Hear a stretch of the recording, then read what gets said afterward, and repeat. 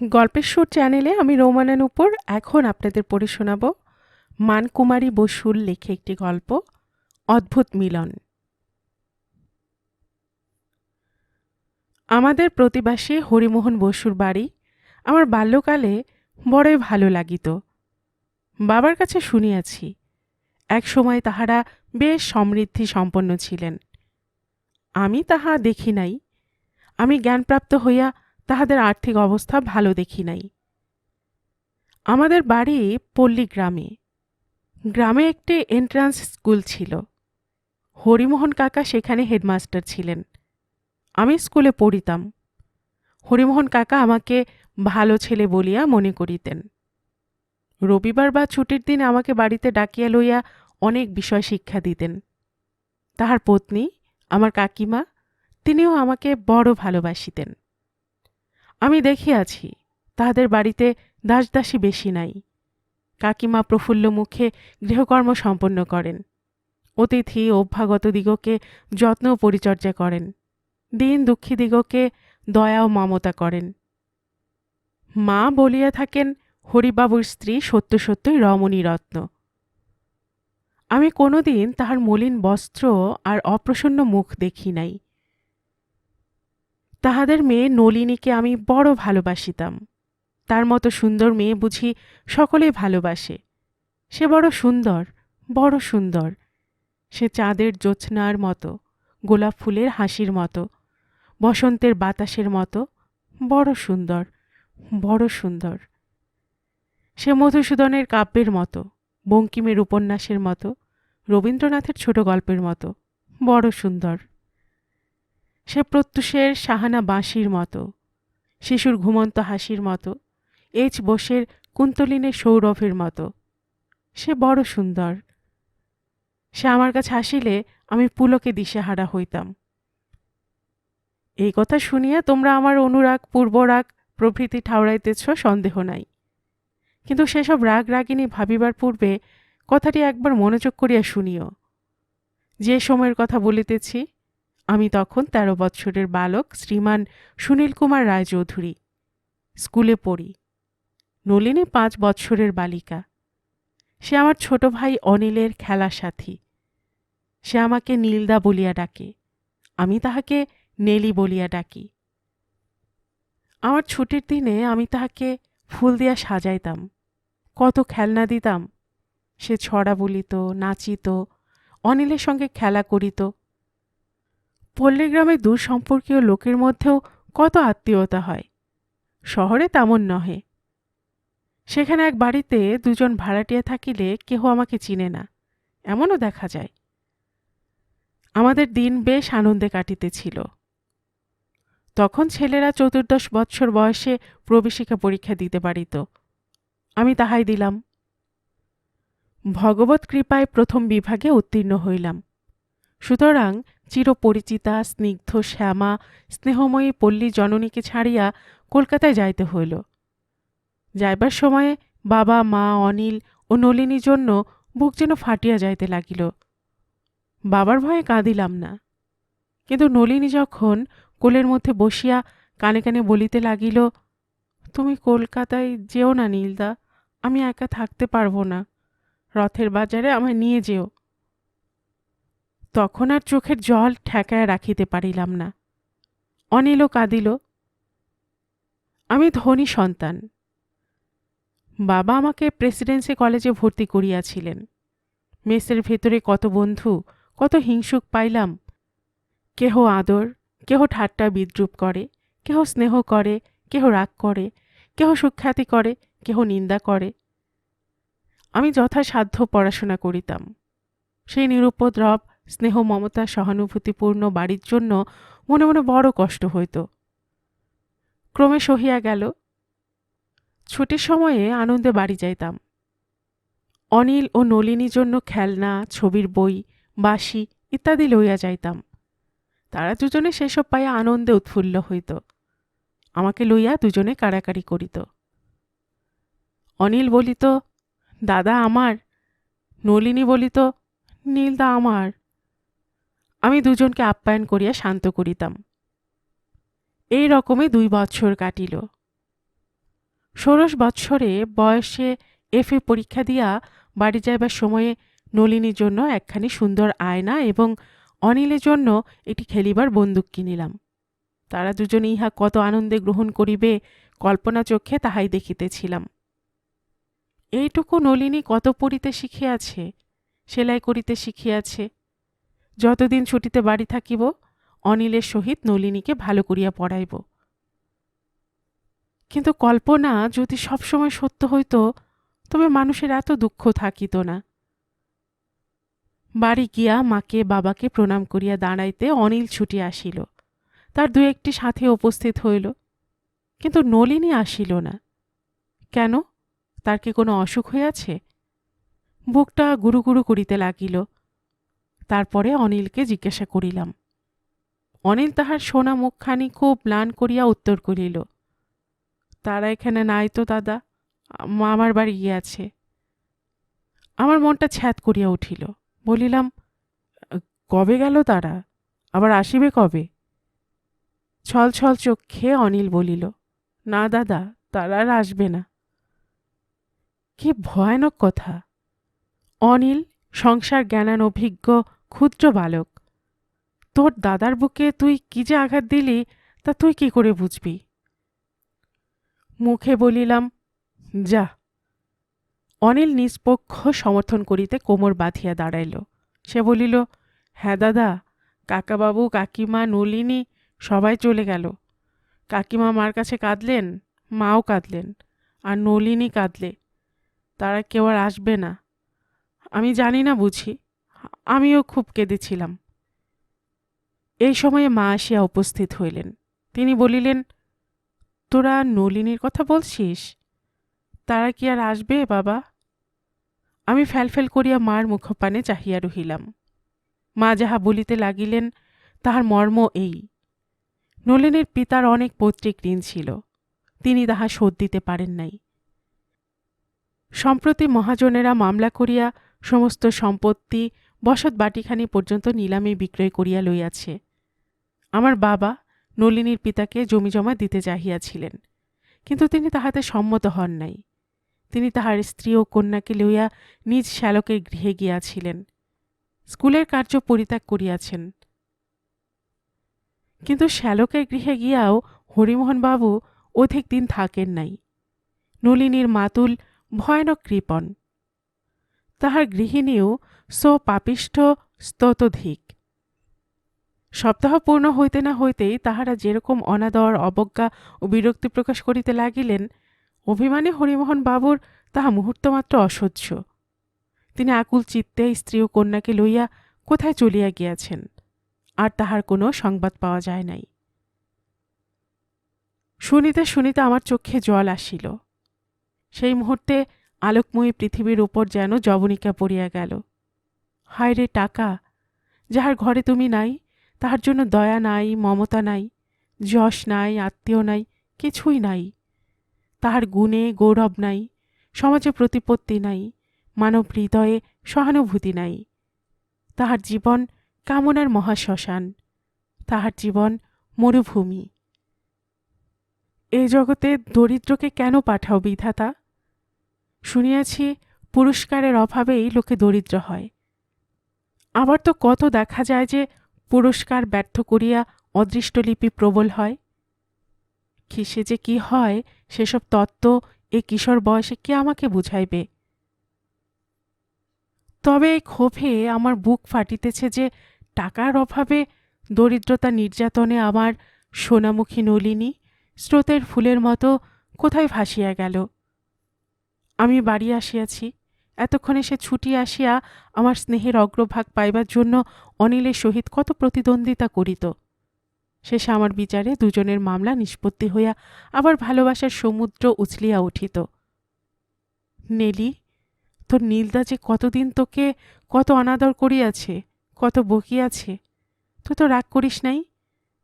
আজ তোর জন্য কি কষ্ট পাইতেছে একবার যদি তাহা দেখতিস, তবে বুঝতে পারতিস যে তোর নীলদা তোর জন্য কত ব্যগ্র হইয়াছে।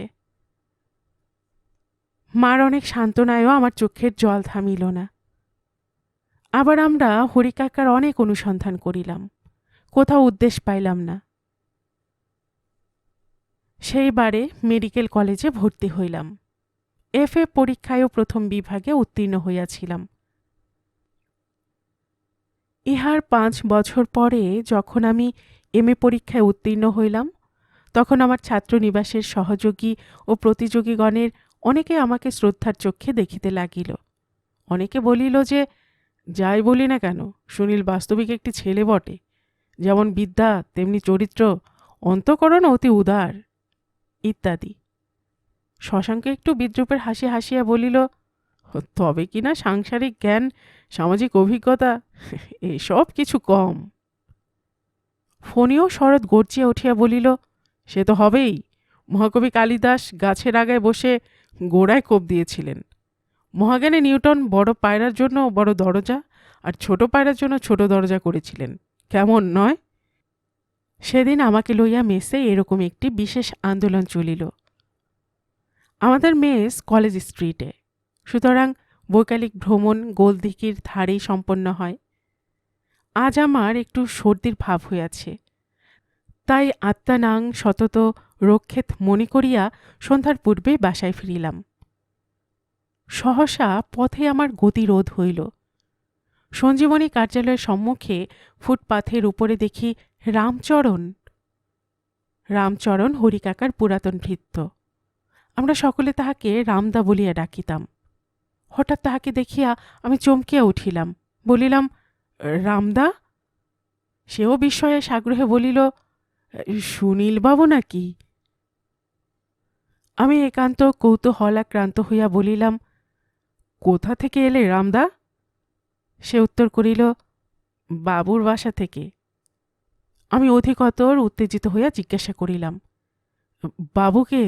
কার বাসায় থাকো? রামচরণ একটু হাসিয়া বলিল, আমার সেই বাবু, আমার সেই হরিমোহন বাবু। আমি বলিলাম, হরি কাকা এখানে আছেন? তার বাসা কত দূর? তারা ভালো আছেন তো? রামচরণ অঙ্গুলি নির্দেশ করিয়া বলিল, বাসা ওই গলির ভেতরে, বেশি দূর নয়। বাবু এতদিন আড়ায় ছিলেন, এখন নলিনীর বিবাহ দেবেন, তাই মাসখানেক কলিকাতায় এসেছেন। আমি বাবুর খবর জানিতাম না। গঙ্গানাইতে এসে হঠাৎ বাবুর সঙ্গে দেখা হয়, সেই অবধি তার কাছে আছি। বাসার আর সবাই ভালো আছে। বাবুর বড় জ্বর হয়েছে, বিদেশ বিভুই, তাই মা ঠাকরুন ব্যস্ত হয়ে আমাকে ডাক্তার আনতে পাঠিয়েছেন। আমি তাই যাচ্ছি দাদাবাবু। রামচরণের শেষোক্ত বাক্যে আমি আমার নিজের সর্দির কথা ভুলিয়া গেলাম। বলিলাম, চলো রামদা, আমি কাকাবাবুকে দেখিব। ডাক্তারের বন্দোবস্ত আমি করিয়া দিব। আমি রামচরণকে লইয়া বাসায় গেলাম। সেখান থেকে স্টেথিস্কোপ, থার্মোমিটার এবং ঘড়ি লইয়া রামচরণের সঙ্গে কাকাবাবুর বাসায় গেলাম। বাসা আমাদের মেসের অনতি দূরে। রামচরণ কড়া নাড়িলে নলিনী আসিয়া দরজা খুলিয়া একপাশে সরিয়া দাঁড়াইল। রামচরণ হাসিয়া বলিল, পালিও না দিদিমণি, ডাক্তার চিনা লোক। নলিনী তাহা বুঝিল না। সে তেমনি সন্ত্রস্তেই একপাশে দাঁড়াইল। তাহার কোলে ছোট ভাইটি, সেটি অল্পদিন পূর্বে, বোধ হয় 2-3 বৎসর পূর্বে ভূমিষ্ঠ হইয়াছে। নলিনী এখন বড় হইয়াছে। সে আমাকে অপরিচিত ভদ্রলোক ভাবিয়া লজ্জা করিল, কিন্তু আমি আমার নেলিকে চিনিলাম। তারপর রামচরণ আমার পরিচয় দিল। সেই রোগ নিরানন্দ গৃহ আমাকে পাইয়া আনন্দে মুখরিত হইল। নলিনী আমার পায়ের কাছে প্রণাম করিয়া হাসিয়া চলিয়া গেল। শয্যাশায়ী হরি কাকা উত্তপ্ত বাহু দিয়া আমার কণ্ঠালিঙ্গন করিলেন। কাকিমা শাস্ত্রু নেত্রে আমার মাথায় হাত বুলাইয়া কহিলেন, বেঁচে থাকো বাবা, হাট যে তোমাদের দেখিব সে আশা করি নাই। আমি গভীর মনোযোগের সহিত কাকাবাবুর জ্বর পরীক্ষা করিতে লাগিলাম। সেই দিন হইতে প্রত্যহ কাকাবাবুর জন্য অক্লান্ত পরিশ্রম করিতে লাগিলাম। তাহারা প্রথমে একটু কুণ্ঠিত হইলেও শেষ অসংকোচে আমার সেবা শুশ্রূষা গ্রহণ করিয়া আমাকে পরিতৃপ্ত করিলেন। আমার ডাক্তারি শিক্ষা সার্থক মনে করিলাম। ভগবান দয়াময়, তিনি আমার সকল যত্ন পরিশ্রম সার্থক করিলেন।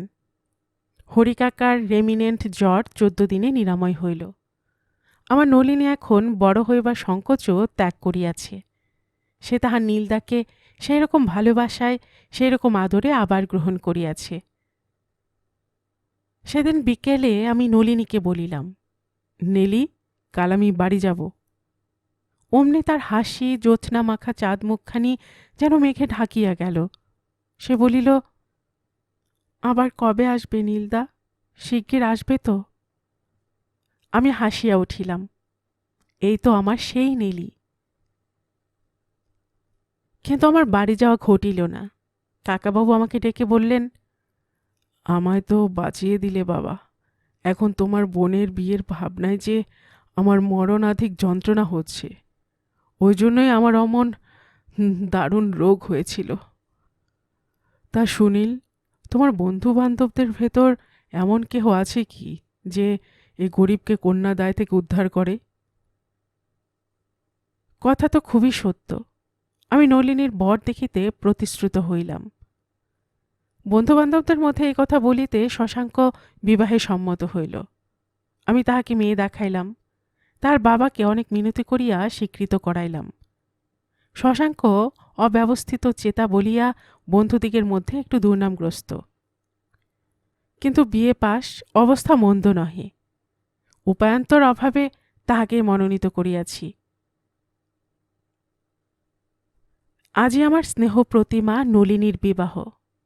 বেশি পয়সা লাগিবে না, অথচ ছেলে সুপাত্র।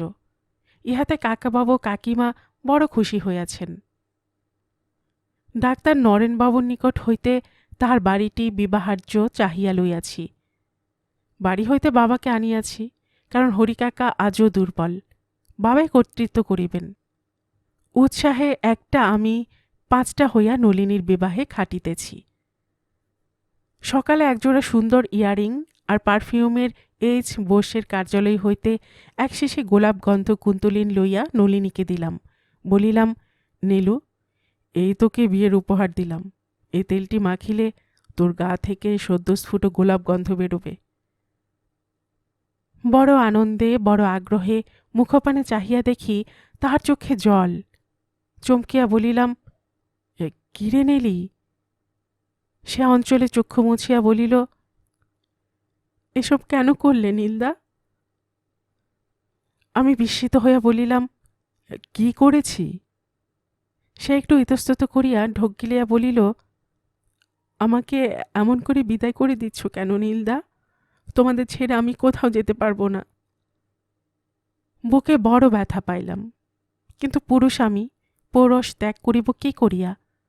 হাসিয়া বলিলাম, বলিস কি নেলি, আজও কি তুই কচি খুকি? মনটা বড় খারাপ হইল।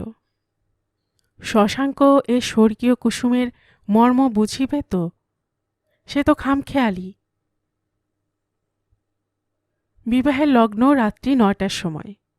ঘড়িতে 4টা বাজিতেই আমরা সভা সাজানো প্রভৃতি সমস্ত বন্দোবস্ত করিলাম। ফণীয় শরৎ আমার সঙ্গে অক্লান্ত পরিশ্রম করিতেছিল।